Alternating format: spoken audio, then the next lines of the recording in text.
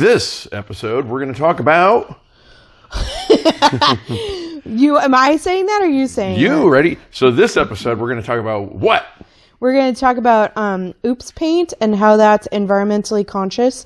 And we're going to talk about... Not getting rid of all your paint that you just have a little bit left of because you can combine them. Correct. Cool. Yes. Got a little Katie. Are you taking video now? Hell yeah. Here we go. I'm going to do this. All right, I'm just setting up the lights so the viewers at home can see. Where's ceiling paint? Ceiling paint is over there. Yep, right where I knew it was. Dude, you are swole. Damn. It's important to say when you mix it, it's one shot, one kill. So make sure you have enough. You can't match Oops paint, or I should say, you can't match paint when you mix it.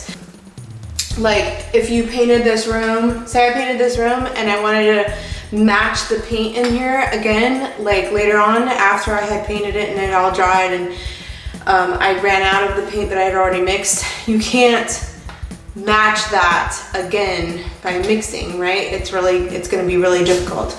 So if you were wanting to paint again, say there was a mess up on a wall or something, and you're like, oh, I'm gonna paint that wall, you would have to get another mix. Either you mix it again or you get another paint, and then you just paint that wall, because you're not trying to match the whole room. But if you just paint that one wall, it won't necessarily matter to connect to the other wall, because you won't tell the difference if the color is close enough. Or you could just have a different colored wall, and that's in fashion.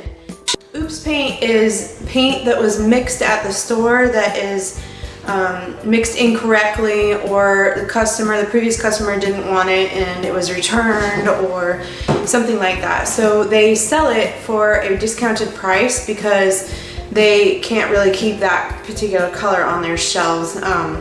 So that's what Oops paint is. Mistake paint, I forget what other kinds of names it's called. But my recommendation is to go, whenever you go to Home Depot or Lowe's or the hardware store of any kind, you always go to the paint section and you look for colors that are good for you, and you purchase what is there available, because when it comes time to paint the room that you're looking for, that color might not be available in Oops paint. And so you kind of collect it over time, especially if you know that you're going to be painting something. Yep. I have personally never mixed different sheens together, and I don't know what that do, so I would recommend making sure that the sheen is the same. So for example, if you have eggshell, I would mix it with eggshell of another paint. Now, you don't have to necessarily pay attention to the brands being the same, but for sure the sheen should be the same. That don't necessarily judge it by what you're looking in the bucket in terms of color and darkness. You have to try it. And right. You have to let it dry, because when it dries, does it get darker when it dries, or does it get lighter? Usually it's darker. So, and you can mix, like if you mix up and you're like, I'm not sure about this color, you could just paint a little bit on the room and then wait for it to dry, and then come back the next day and see what it looks like. And then you can say, well, I'd like it to be lighter or darker, and then you can add more color to it. He's on the run. Where are you going, little buddy? Oh, he's like, don't be following me, punk ass. I will take my crab legs, my crab pinchers, and pinch your pasty ass ginger skin. Are they related to crabs? They gotta be, right? Arachnids. Dude, he's cool. He's got fur.